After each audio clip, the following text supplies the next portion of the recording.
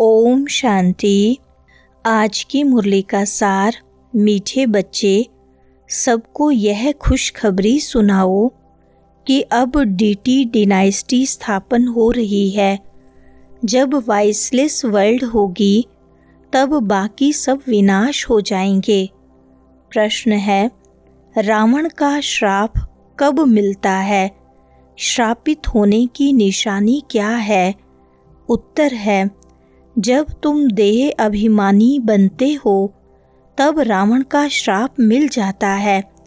श्रापित आत्माएं कंगाल विकारी बनती जाती हैं, नीचे उतरती जाती हैं। अब बाप से वर्षा लेने के लिए देही अभिमानी बनना है, अपनी दृष्टि वृत्ति को पावन बनाना है। सुनते हैं मुख्य पॉइंट्स। पहली पॉइंट, भारत में पहले पूज्य देवी देवता धर्म का ही राज्य था। लक्ष्मी नारायण का राज्य था तो जरूर डिनाइस्टी होगी। राजाई घराने के मित्र संबंधी भी होंगे, प्रजा भी होगी। यह बेहद का बाप बैठ समझाते हैं। मनुष्य समझते हैं वह सबके अंदर को कर्म विकर्म को जानने वाला है, परंतु अभी बाप समझाते हैं हर एक आत्मा को अपना अपना पार्ट मिला हुआ है। सभी आत्माएं अपने परम धाम में रहती हैं, उनमें सारा पार्ट भरा हुआ है। रेडी बैठे हैं कि जाकर कर्म क्षेत्र पर अपना पार्ट बजाएं। यह भी तुम समझते हो, हम आत्माएं सब कुछ करती हैं। दूसरी पॉइंट, शिव बाबा कहते हैं, देखो शंकराचार्य भी मेरा पुजारी है, मेरे को पूजते हैं ना। शिव का चित्र कोई के पास हीरे का, कोई के पास सोने का, कोई के पास चांदी का होता है। अब जो पूजा करते हैं उस पुजारी को पूज्य तो कह नहीं सकते। सारी दुनिया में इस समय पूज्य एक भी हो नहीं सकता। पूज्य पवित्र होते हैं, फिर अपवित्र बनते हैं, पवित्र होते हैं नई दुनिया में, पवित्र ही पूजे जाते हैं। जैसे कुमारी जब पवित्र है तो पूजने लायक है, अपवित्र बनती है तो फिर सबके आगे सिर झुकाना पड़ता है। तीसरी पॉइंट, पूजा की कितनी सामग्री है। कहाँ भी प्रदर्शनी म्यूजियम आदि खोलते हो तो ऊपर में त्रिमूर्ति शिव जरूर चाहिए, नीचे में यह लक्ष्मी नारायण एम ऑब्जेक्ट। हम यह पूज्य देवी देवता धर्म की स्थापना कर रहे हैं, वहाँ फिर कोई और धर्म नहीं रहता। तुम समझा सकते हो, प्रदर्शनी में तो भाषण आदि कर नहीं सकेंगे। समझाने के लिए फिर अलग प्रबंध होना चाहिए।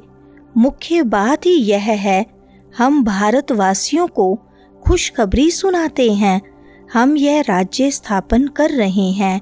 चौथी पॉइंट, तुम जानते हो गति सदगति दाता है ही एक बाप। पुरानी दुनिया बदल कर जरूर नई दुनिया स्थापन होनी है, वो तो भगवान ही करेंगे। अब वह नई दुनिया कैसे क्रिएट करते हैं यह तुम बच्चे ही जानते हो। अभी पुरानी दुनिया भी है, यह कोई खलास नहीं हुई है। चित्रों में भी है ब्रह्मा द्वारा स्थापना। इनका यह बहुत जन्मों के अंत का जन्म है। ब्रह्मा की जोड़ी नहीं, ब्रह्मा की तो अडोप्शन है। समझाने की बड़ी युक्ति चाहिए।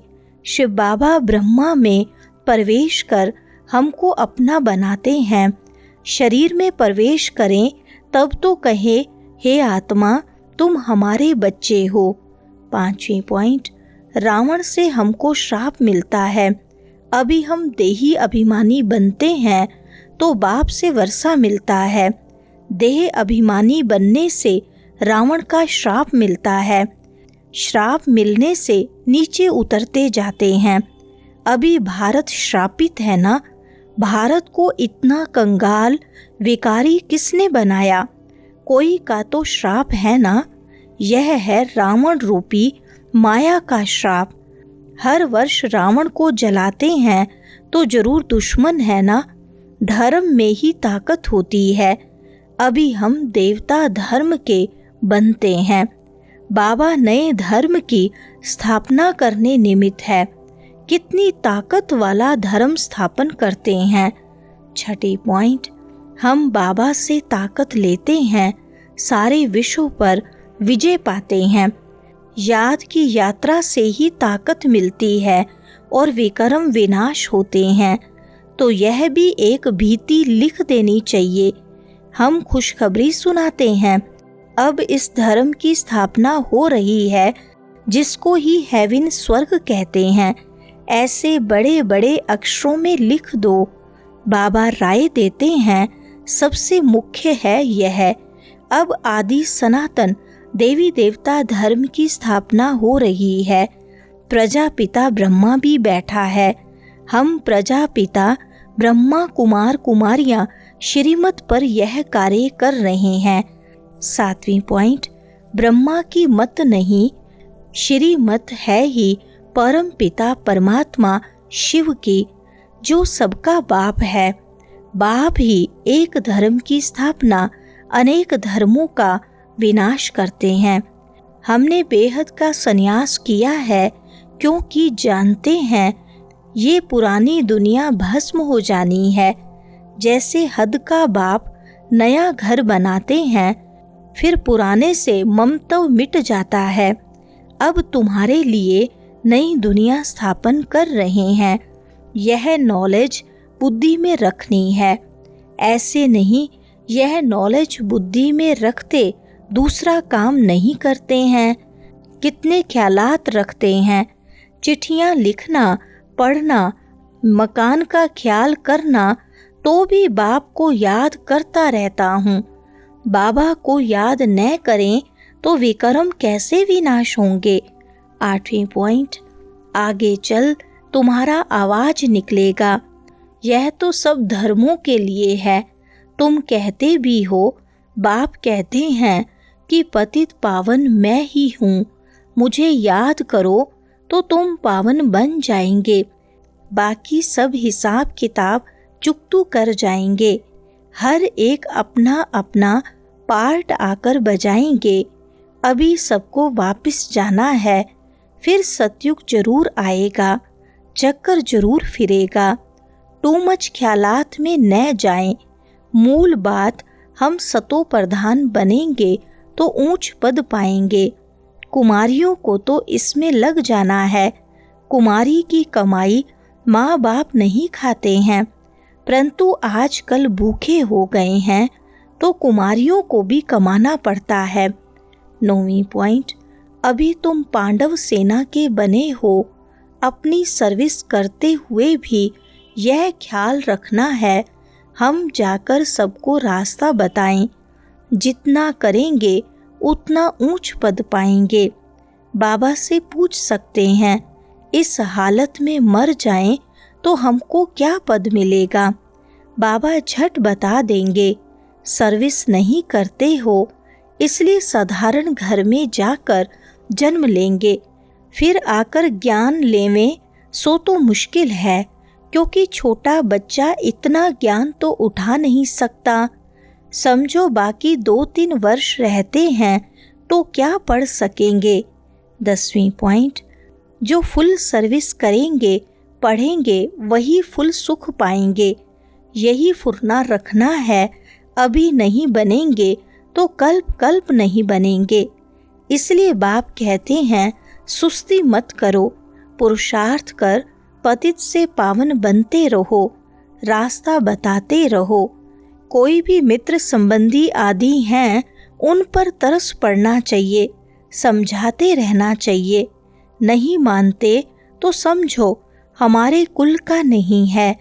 कोशिश कर पियर घर ससुर घर का कल्याण करना है। ऐसी भी चलन न हो जो कहें यह तो हमसे बात भी नहीं करते, मुख मोड़ दिया है। नहीं, सबसे जोड़ना है, बहुत रहमदिल बनना है। अंधों की लाठी तुम होना वरदान है। सत्यता, स्वच्छता और निर्भयता के आधार से प्रत्यक्षता करने वाले रमता योगी भव। विस्तार है, परमात्मा प्रत्यक्षता का आधार सत्यता है और सत्यता का आधार स्वच्छता व निर्भयता है। यदि किसी भी प्रकार की अस्वच्छता अर्थात सच्चाई सफाई की कमी है या अपने ही तमोगुणी संस्कारों पर विजयी बनने में, संस्कार मिलाने में या विश्व सेवा के क्षेत्र में अपने सिद्धांतों को सिद्ध करने में भय है तो प्रत्यक्षता नहीं हो सकती। इसलिए सत्यता और निर्भयता को धारण कर एक ही धुन में मस्त रहने वाले रमता योगी सहज राज योगी बनो तो सहज ही अंतिम प्रत्यक्षता होगी। स्लोगन है, बेहद की दृष्टि वृत्ति ही यूनिटी का आधार है, इसलिए हद में नहीं आओ। अच्छा, ओम शांति।